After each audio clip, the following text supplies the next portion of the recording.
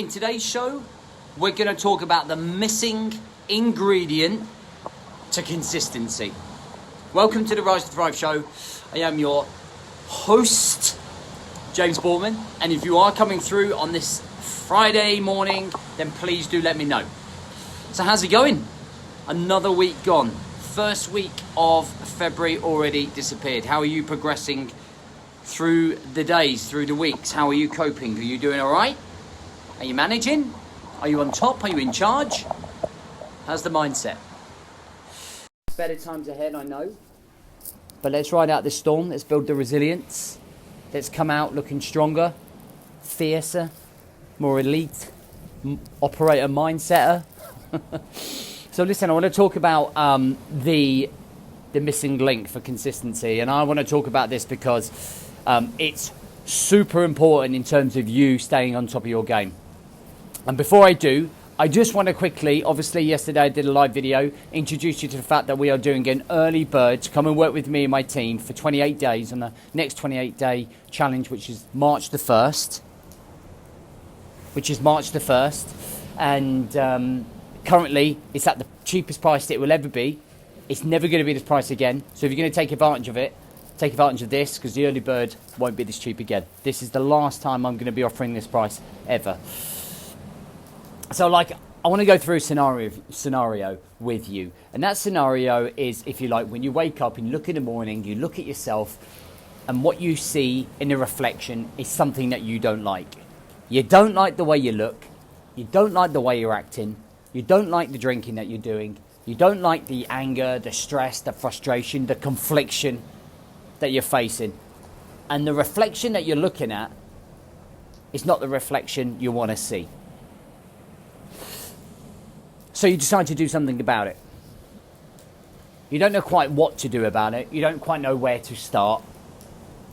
But you just get something going. Maybe you start eating some healthier foods.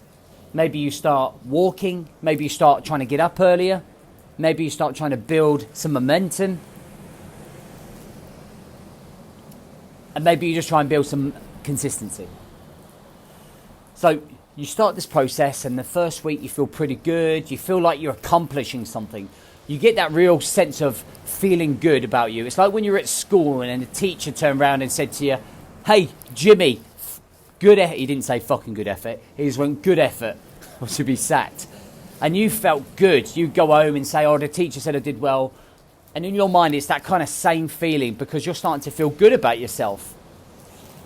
Maybe some people after a couple of weeks was turn around and say, "Hey, look, you're looking healthier, you're looking better." Then bam, real life sets in. And you suddenly realise that being consistent with this routine and this change and this new funnel of the new you is hard. It's fucking hard. It's really difficult. And your face toughness, your mental resilience isn't strong enough just yet. You're going through emotions, you're having bad days. Work slowly starts to grip you like a snake wrapping itself around prey and squeezing. And that's kind of like how you're feeling. So the priority, which should be the priority, but you don't necessarily see it, the thing that you start doing to improve the reflection in the mirror starts dwindling away. It starts dwindling away, it starts slowing down, and then comes to a grinding halt. And this whole process is probably last 2, 3, sometimes 4 weeks.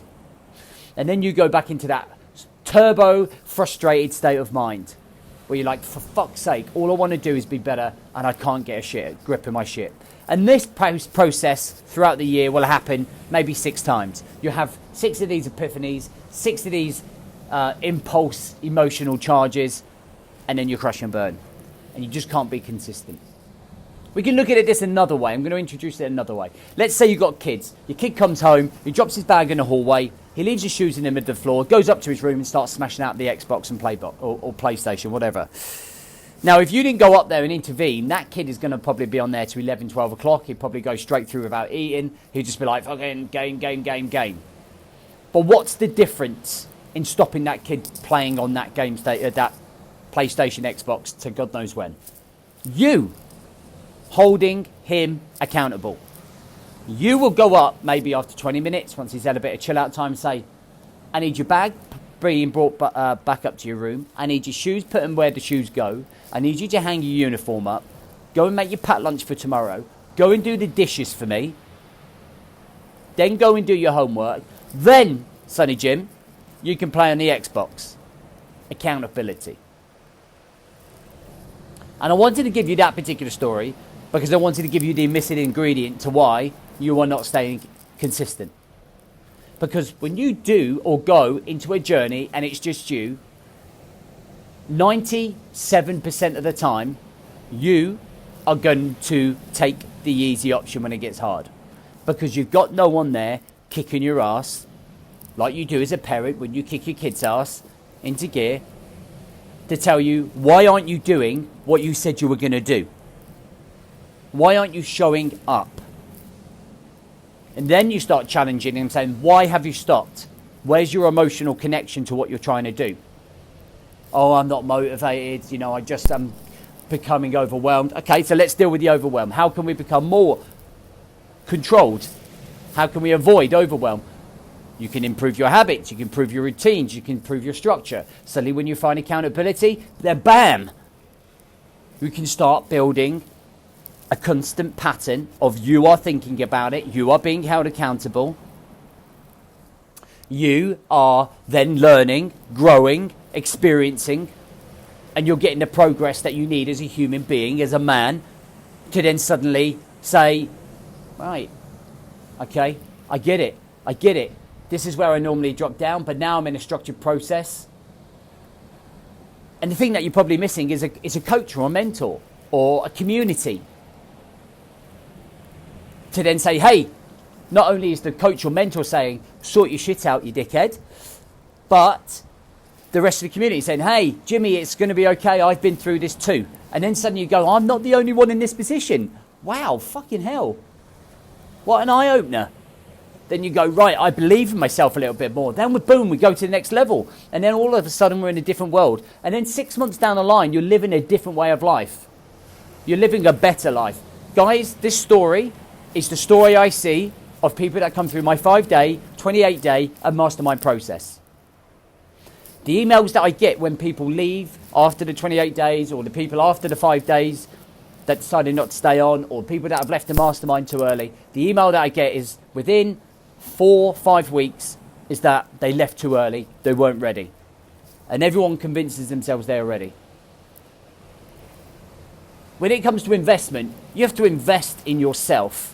You have to be able to focus on yourself, be part of a community, have a coach, have people around you that are going to pick you up when you're down. You can't pick yourself up when you're down sometimes, so you need other people to do it. And if you want those levels, that level of life that you are desperately seeking, if you want to be able to reach the goals and aspirations and dreams that you desperately want, if you need help in terms of improving the way that you live your life, then for fuck's sake, do something about it. If it hasn't worked for you by yourself for the last 8 years, 6 years, 3 years, then that is the universe telling you something. You don't fix your own car. You don't fix your own fucking toilet. So start investing in yourself. Okay, start focusing on yourself. Start finding accountability. Even if you don't invest in yourself, find an accountability buddy that's going to get you going. Use your wife, use your best friend, use your brother, use your sister, whatever. Find somebody that's going to hold you accountable. Because without accountability, you're going to be going up and down on that 2-week stint. Right, that's my time up. Fucking hell, that disappeared. I hope you have an amazing weekend. I really do. Hope you have a gin. Hope you relax. We're 1 week closer to being normal. Of being able to do the things we want to do. But keep focused, keep positive, keep optimistic, keep your head up. When you feel fucking down, when life's kicking you in the teeth, fucking fight back. Constantly fight back with our elite operator mindset. Alright, it is tough. I found it tough in January. Fucking hell. I have to use every little bit of resilience that I have to get still here. Do the same. Be the same. Because when it's sunny and shiny, hopefully we'll be in a better place. Let's go.